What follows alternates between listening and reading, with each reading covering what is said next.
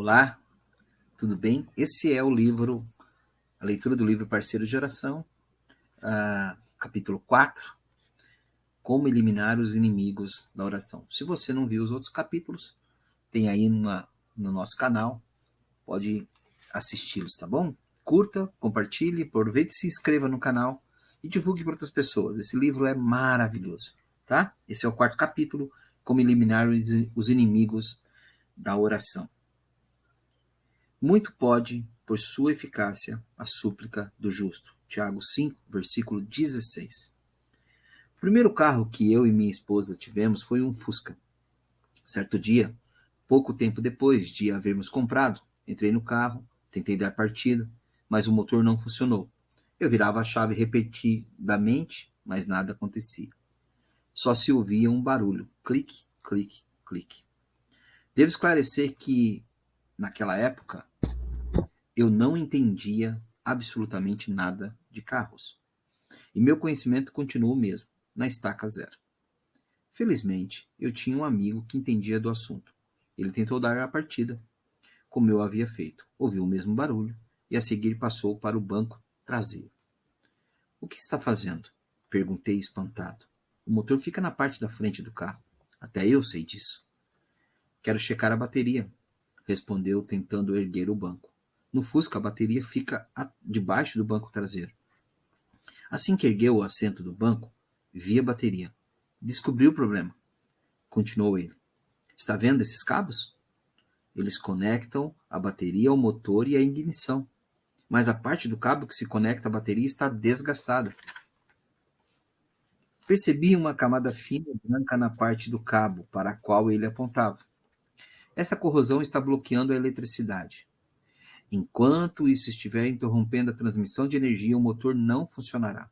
Sabe consertar? Perguntei. Claro, respondeu ele. É só limpar a corrosão. Fiquei a olhar cada um de seus movimentos, grandemente admirado. Ele pegou um botão de Coca-Cola e despejou a parte do conteúdo dela no contato da bateria. A corrosão ferveu e desapareceu. A seguir, ajeitou um pouco os cabos e disse: Tente dar partida agora. Ele pegou imediatamente, como se o problema nunca tivesse existido. Nosso relacionamento com Deus e nossa vida de oração operam de maneira semelhante. Se não houver uma corrosão bloqueando nossa conexão com Deus, temos poder ilimitado.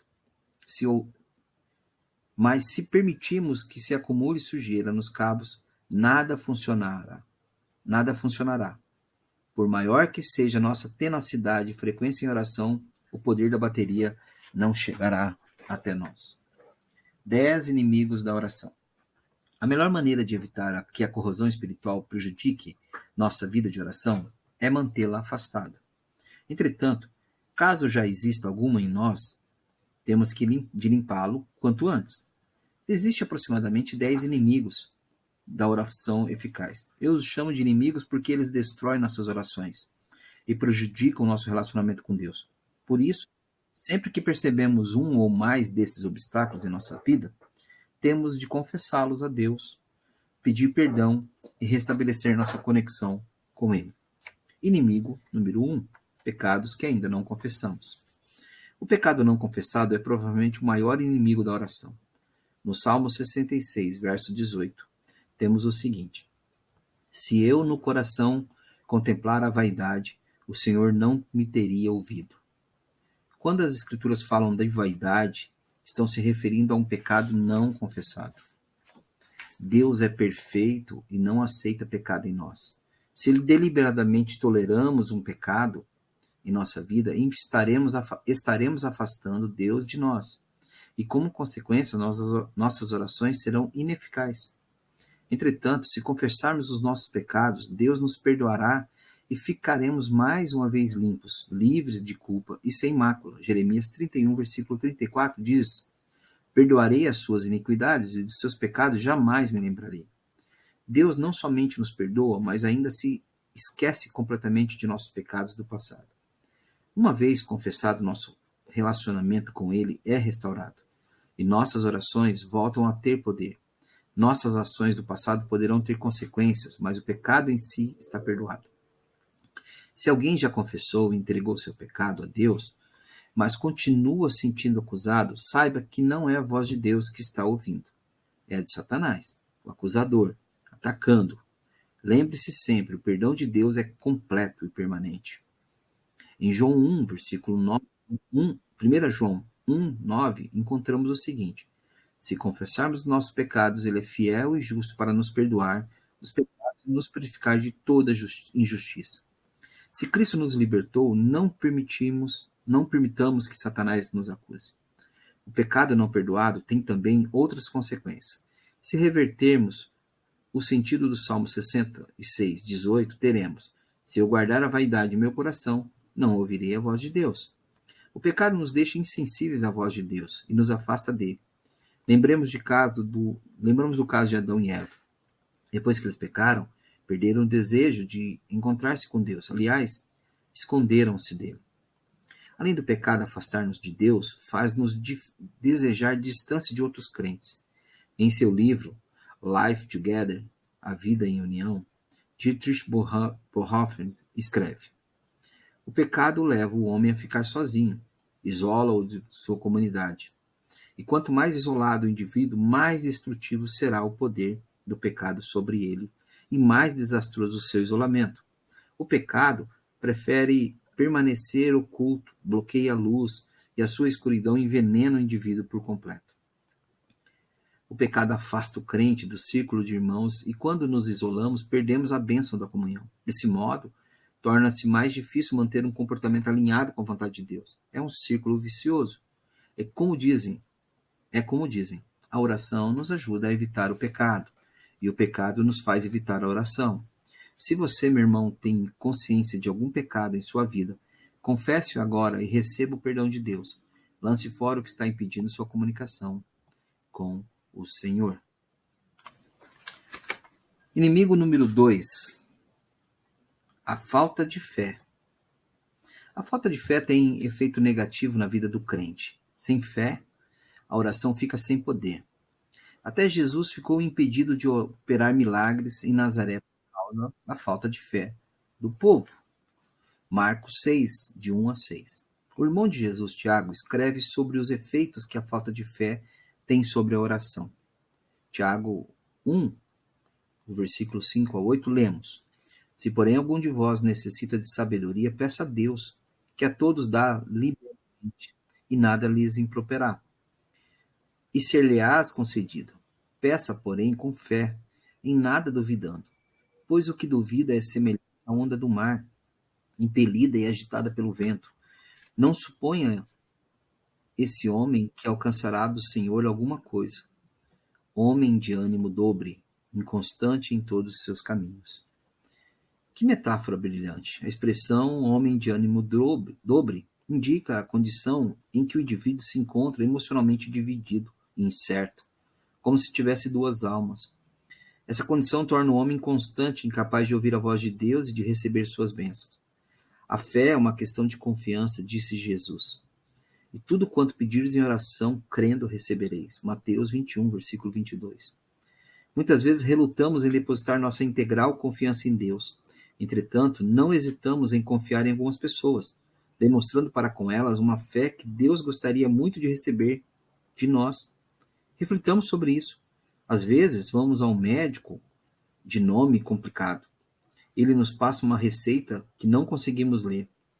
Levamos a receita a uma farmácia e compramos um remédio que não sabemos nem como se chama.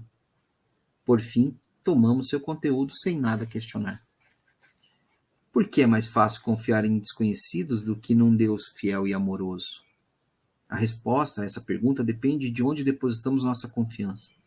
Muitos depositam sua confiança em seu cônjuge, nos amigos, no dinheiro ou em si mesmo. Mas Deus é o único que não falhará conosco. Pois se tivermos fé do tamanho de um grão de mostarda, poderemos mover montanhas. Inimigo número 3, desobediência. Lembro de certa ocasião, quando tinha 17 anos, em que eu estudava a Bíblia deitado na cama. Aproximadamente um mês antes, havia reconsagrado a vida a Cristo e aceitara o chamado para ser pastor.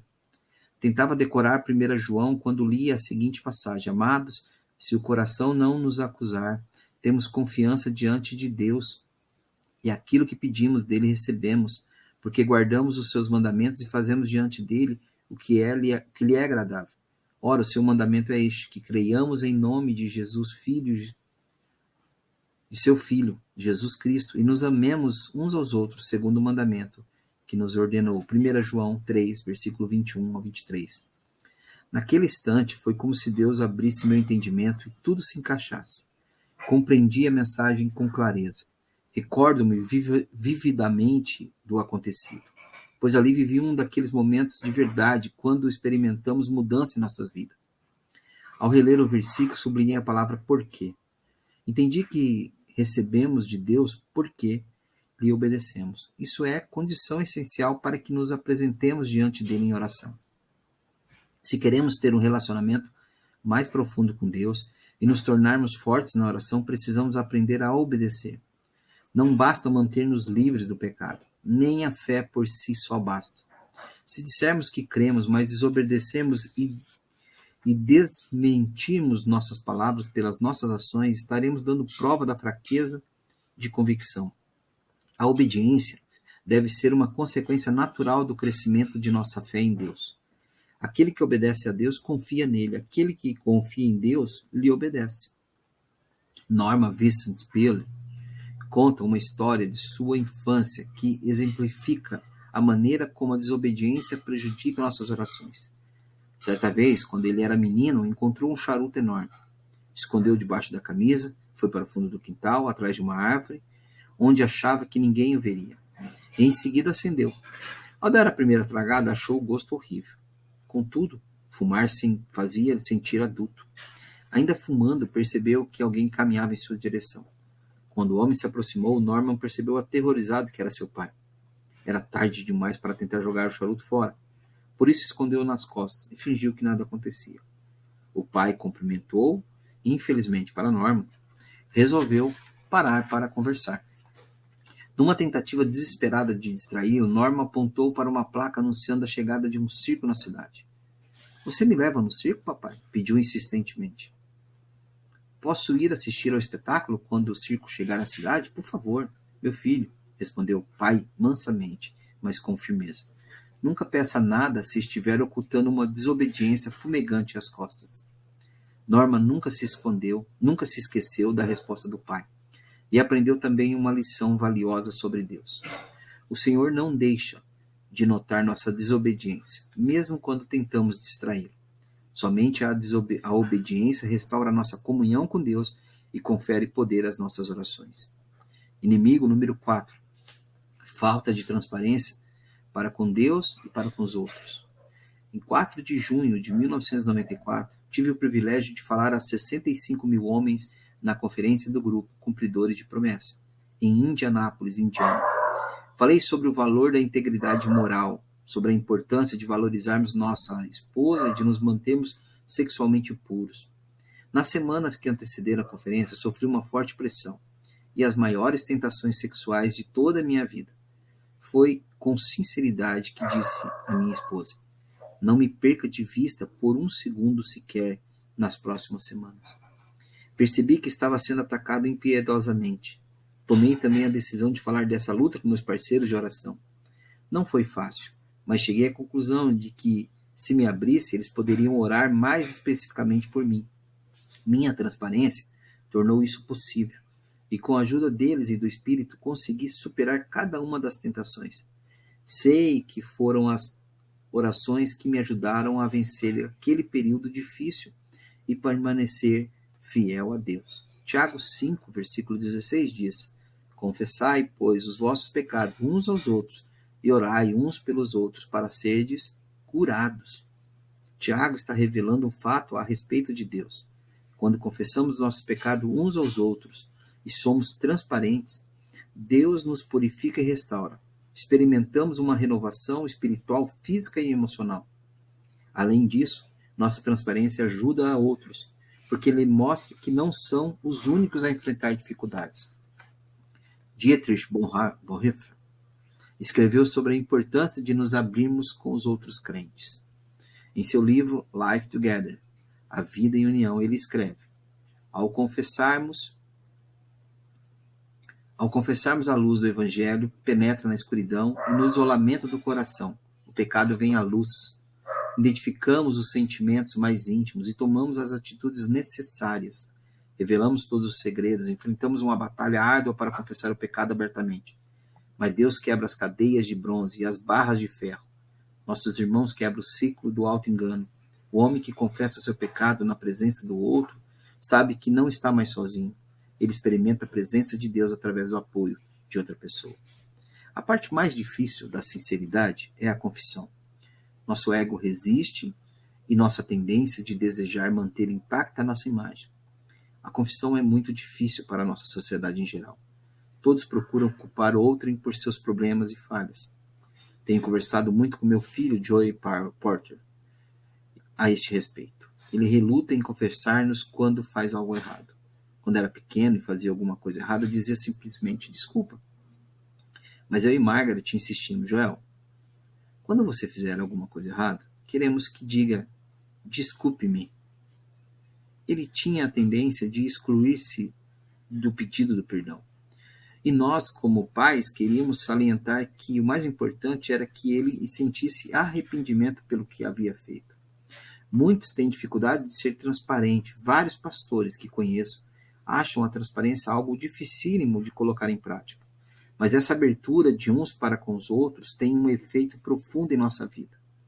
E ao orarmos, é a nossa transparência com Deus que lhe permite operar em nós. Sem ela, a vontade da carne é fazer com que ele se ajuste aos nossos planos. Além disso, a transparência capacita outros crentes a orarem mais especificamente e estrategicamente por nós. O inimigo número 5, guardar rancor. Todos conhecemos a passagem bíblica em que Pedro perguntou a Jesus sobre perdão. Senhor, até quantas vezes meu irmão pecará contra mim e eu lhe perdoo, para que eu lhe perdoe? Até 7 vezes? Mateus 18, versículo 21. De acordo com a lei dos judeus, deviam perdoar uma mesma transgressão 3 vezes. Pedro, ao sugerir 7, achava que estava sendo generoso e longânimo. Por isso, provavelmente assustou-se quando ouviu Jesus lhe responder, não te digo que até 7 vezes, mas até 70 vezes 7. Mateus 18, versículo 22. Jesus estava querendo ensinar a Pedro que o perdão não é uma questão de matemática. Tampouco é uma questão de palavras. O perdão é uma atitude do coração e é o Espírito Santo quem nos capacita a perdoar. Por que o perdão é tão importante? Encontramos a resposta em Mateus 6, 14 e 15. Porque se perdoardes os homens as suas ofensas, também o vosso Pai Celeste vos perdoará.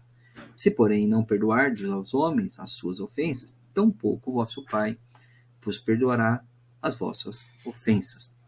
Perdoar é receber o perdão. Perdoar e receber o perdão andam de mãos dadas. Quando uma pessoa se recusa a perdoar outra, está ferindo a si mesma, porque seu rancor a levará à amargura. E ninguém pode achegar-se para orar, guardando amargura e rancor no coração, e ainda querer ser abençoado. O perdão não apenas purifica nosso coração, mas também o deixa leve. Inimigo número 6, intenções impuras. Uma vez ouvi a seguinte história. Certo pastor caminhava por uma rua cujas casas eram todas em estilo vitoriano. Ao passar por uma das mais bonitas, viu um menino junto à varanda. Ele estava dando pulinhos, tentando alcançar a campainha da casa, que era demasiadamente alta para ele. Sentindo pena do garoto, o pastor abriu o portão, subiu a escadinha e tocou a campainha para ele. Em seguida olhou sorridentemente para o menino e disse, agora é só esperar que alguém virá abrir a porta. Ao que o garoto respondeu, não, agora a gente tem que dar o fora daqui. O pastor julgou mal as intenções do garoto, mas Deus nunca se engana quanto às nossas. Quando nossa motivação não é justa, nossas orações não têm poder. Tiago 4, versículo 3 diz, pedis e não recebeis porque pedis mal. Às vezes é difícil sermos sinceros quanto às nossas próprias intenções, mas em minha experiência tenho observado 2 fatores pelos quais podemos conhecer nossas intenções rapidamente. Projetos faraônicos E oração. Primeiro, projetos faraônicos. Se os projetos que desejamos realizar quase nos afogam, devemos forçar-nos a examinar nossas intenções. Por esse processo, descobrimos nossa motivação. Vejamos o caso de Noé. Por exemplo, Deus lhe ordenou que construísse uma arca numa época em que nem ele sabia o que era chuva.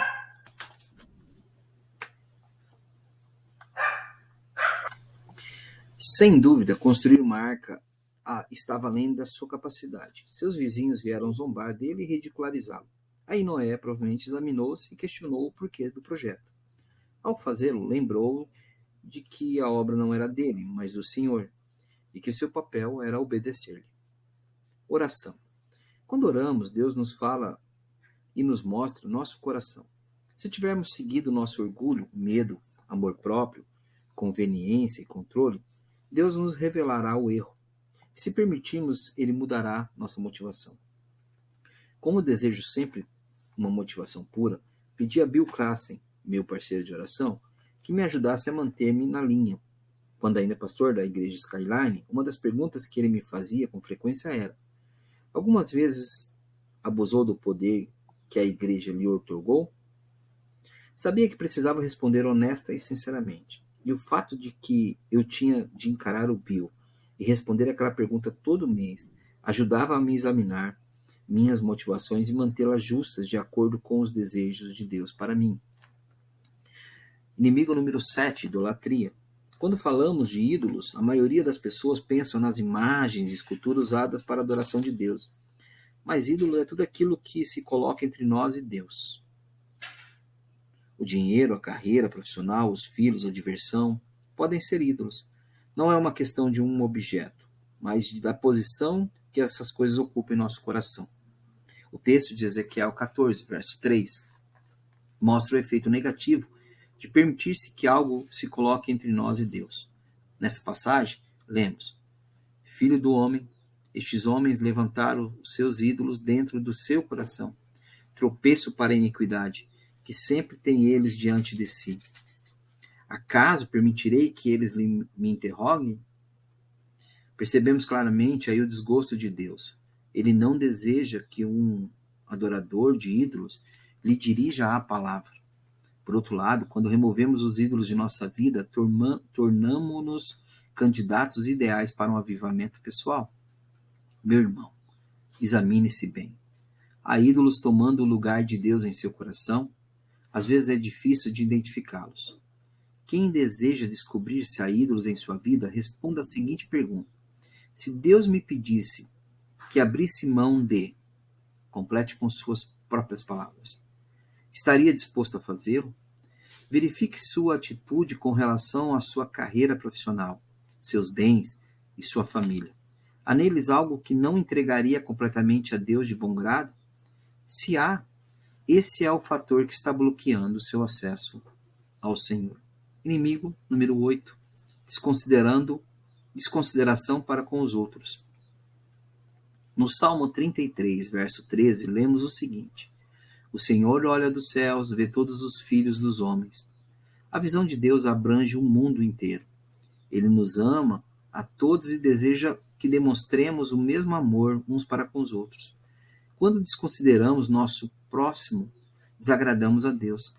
As Escrituras trazem vários versículos que mostram claramente que Deus deseja que haja unidade entre todos os crentes, entre irmãos na fé, entre marido e esposa, entre pastores e ovelhas. Em João 13, versículo 34, por exemplo, Jesus diz: Novo mandamento vos dou, que vos ameis uns aos outros assim como eu vos amei. Em 1 Pedro 3,7, Deus exorta os maridos e as esposas a tratarem-se com respeito e consideração para que não sejam interrompidas as suas orações. E ainda em 1 Pedro 2,13 encontramos a seguinte orientação: Sujeitai-vos a toda instituição humana por causa do Senhor. Um dos benefícios adicionais da oração é que aprendemos a amar nosso próprio.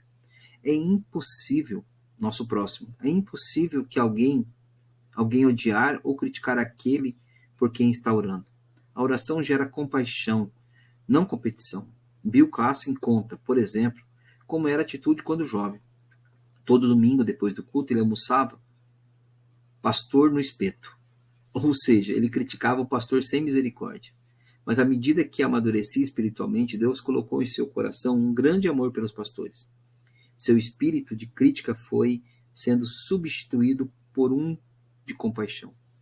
E Deus orientou a dar início ao seu ministério, parceiros de oração, dedicado a motivar pessoas e orarem por seus pastores. Que mudança!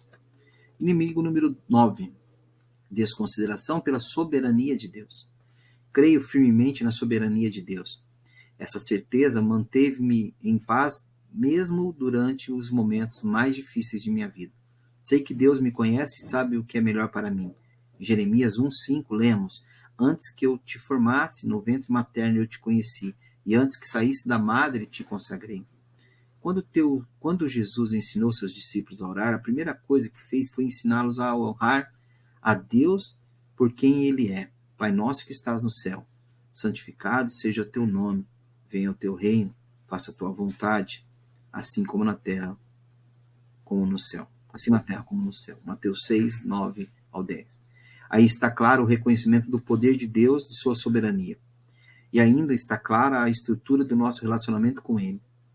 Somos filhos sob a autoridade do Pai. Sempre que negligenciamos essa estrutura divina, saímos dos limites estabelecidos por Ele e danificamos nossa relação com o Pai. Inimigo número 10. Obstinação. Havia uma senhora escocesa que ganhava a vida vendendo mercadorias pela estrada do país. Viajava por toda parte e sempre que deparava com uma bifurcação na estrada, jogava para o alto um pedaço de pau. A direção em que ele apontava ao cair do chão era a que ela tomava. Em determinada ocasião, ela jogou um pedaço de pau uma vez, e depois outra vez, e ainda mais uma vez. Um senhor a tudo observara, curioso, perguntou: Por que está jogando esse pedaço de pau para o alto repetidamente? Porque é assim que Deus me mostra a direção que deseja que eu tome, explicou ela.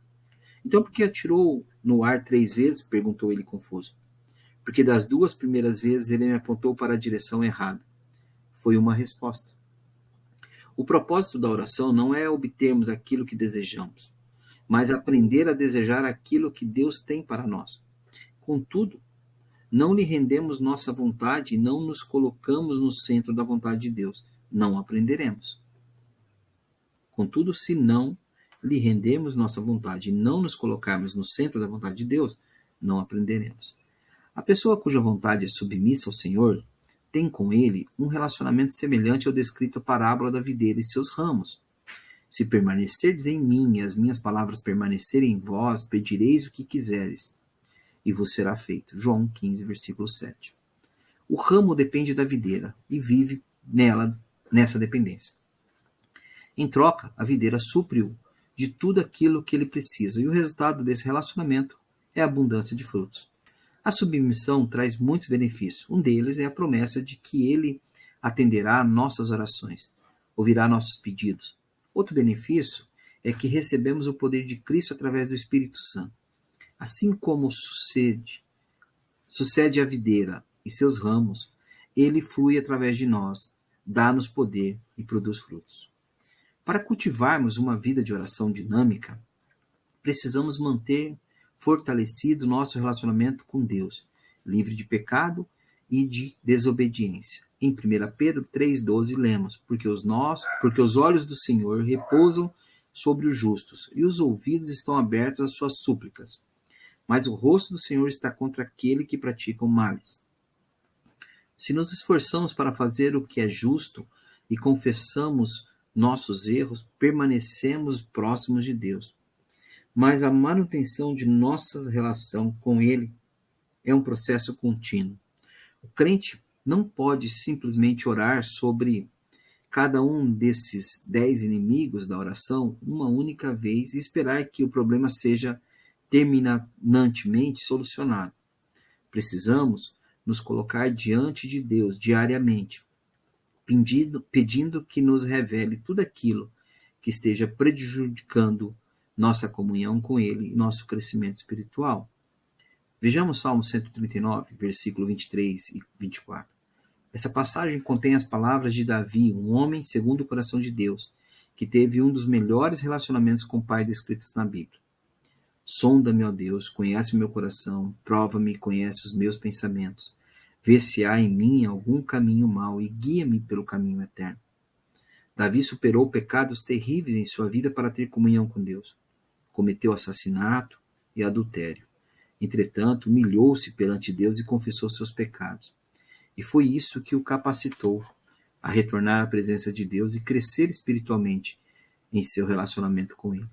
Davi é um modelo excelente para nós hoje. Se Deus foi capaz de perdoar-lhe e ter com Ele um relacionamento tão profundo, pode fazer o mesmo conosco.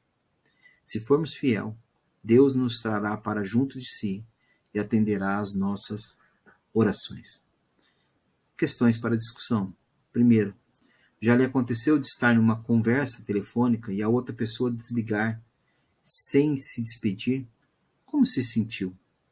Segundo, quais os paralelos entre a interrupção abrupta de uma conversa telefônica e a intromissão de inimigos da oração em nossa vida? Como acha que Deus se sente quando interrompemos nossa conversa com Ele? 3. Cada pessoa, ao orar, enfrenta problemas diferentes das outras. Dentre os fatores citados nesse capítulo, quais são os mais difíceis para você e por quê? Pecado não confessado, falta de fé, desobediência, falta de transparência para com Deus e com os outros, falta de perdão, motivação impura, idolatria, desconsideração para com os outros, desconsideração pela soberania de Deus ou obstinação. 4. Cite alguns dos benefícios de mantermos sempre desimpedidas e livres de obstáculos espirituais as linhas de comunicação com Deus. 5. O que podemos fazer para evitar a influência de um dos 10 inimigos da oração em nossa vida? Esse foi o 4º capítulo. Espero que você tenha gostado. Recomendo que você leia o livro completo. Aqui também nós temos outros capítulos publicados no nosso canal. Mas deixe aí embaixo o seu comentário, as suas respostas, se você assim agradar. Curta, compartilhe, se inscreva no nosso canal, ative o sininho, que Deus possa te abençoar. Esse foi o 4º capítulo, como eliminar os inimigos da oração. Deus te abençoe, um ótimo e maravilhoso dia.